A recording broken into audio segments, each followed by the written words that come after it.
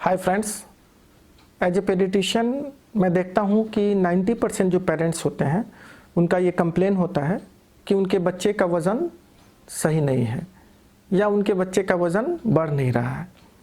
तो as a parents आपको ये जानना ज़रूरी है कि बच्चे का सही वज़न क्या होना चाहिए, बच्चे का वज़न कैसे कैसे बढ़ता है।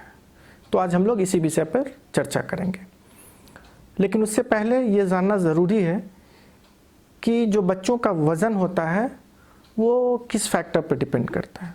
तो बच्चों का वज़न बहुत सारे फैक्टर्स पर डिपेंड करता है, लेकिन जो उसमें 3 महत्वपूर्ण चीज़ है वो है जेनेटिक्स, न्यूट्रिशन और इलनेस। मतलब ये कि हर बच्चे का अपना एक बिल्ट होता है, एक जेनेटिक पैटर्न होता है। दूसरा है न्यूट्रिशन। अगर आप बच्चे का सही मात्रा में न्यूट्रिशियस डाइट नहीं देंगे, खान पान में ध्यान नहीं देंगे, तो भी बच्चे का वज़न ठीक ढंग से नहीं बढ़ेगा। और तीसरा होता है इलनेस। जो बच्चे बार बार बीमार पड़ते हैं उनका वज़न ठीक ढंग से नहीं बढ़ता है। तो इन सारे बातों का ध्यान रखना ज़रूरी है। अब दूसरी बात यह है कि जो बच्चे का वज़न होता है वो इन्फेंसी में, मतलब शुरू के 1 सालों में ज़्यादा बढ़ता है और फिर उसके बाद ग्रोथ स्लो हो जाता है, मतलब वज़न कम बढ़ता है। तो नॉर्मली जैसा कि आप देख सकते हैं चार्ट में, शुरू के 4 महीना में, मतलब 0 से 4 मंथ में के दौरान बच्चे का सबसे ज़्यादा ग्रोथ होता है। लगभग 30 ग्राम पर डे बढ़ता है। मतलब 1 महीना में बच्चा लगभग 900 से 1000 ग्राम, मतलब 1 केजी 1 महीना में बढ़ेगा। फिर उसके बाद 5 से 8 महीना में थोड़ा सा उससे ग्रोथ स्लो होता है, मतलब 20 ग्राम पर डे के अनुसार बढ़ता है और 1 महीने में लगभग 750 ग्राम बढ़ जाएगा आपका बच्चा। फिर आप 9 से 12 महीना में देखेंगे तो एवरेज जो बच्चे का वज़न होता है वो 15 ग्राम पर डे के अनुसार बढ़ता है। मतलब लगभग 1 महीने में 500 ग्राम, आधा केजी बच्चे का वज़न बढ़ेगा। और उसके बाद आप देखेंगे तो वज़न बहुत स्लो हो जाता है।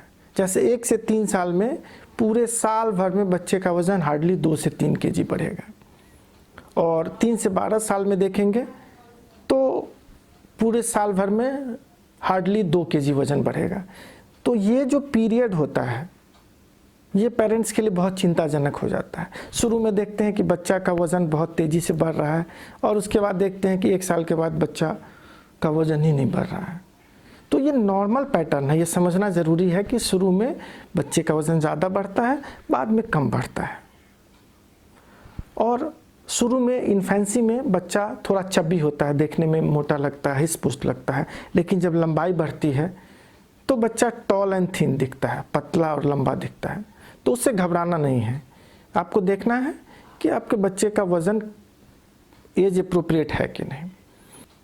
तो रफली अगर आप देखेंगे तो एक स्वस्थ बच्चा जन्म के समय 3 केजी का होता है और 6 महीना में, 5 से 6 महीना में उसका वज़न दोगुना हो जाता है।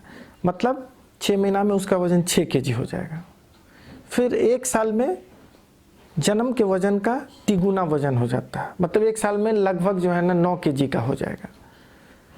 फिर 2 साल में जो बच्चे का बर्थ वेट है उसका 4 गुना हो जाएगा, मतलब लगभग जो है ना 12 केजी हो जाएगा।